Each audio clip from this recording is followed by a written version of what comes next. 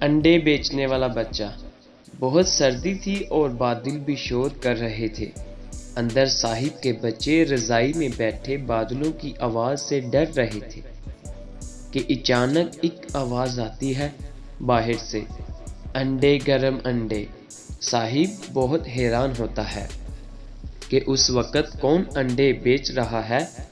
خیر صاحب باہر جا کر دیکھتا ہے تو ایک معصوم بچہ انڈے بیچ رہا ہوتا ہے۔ بچے سنو، تم اتنی رات کو وہ بھی ایسے موسم میں انڈے بیچ رہے ہو، کیا تمہیں ڈر نہیں لگتا؟ میرے بچے تو اندر بیٹھے ڈر رہے ہیں۔ ہاں، بچہ بولا اور کہا، صاحب جی، بھوک سے زیادہ خطرناک کچھ بھی نہیں ہوتا، اور رہی بات ڈر کی، آپ کے بچے آپ کے چوکیدار کو محافظ سمجھتے ہیں، اور میں اپنے خدا کو اپنا محافظ سمجھتا ہوں جس نے یہ پوری کائنات بنائی۔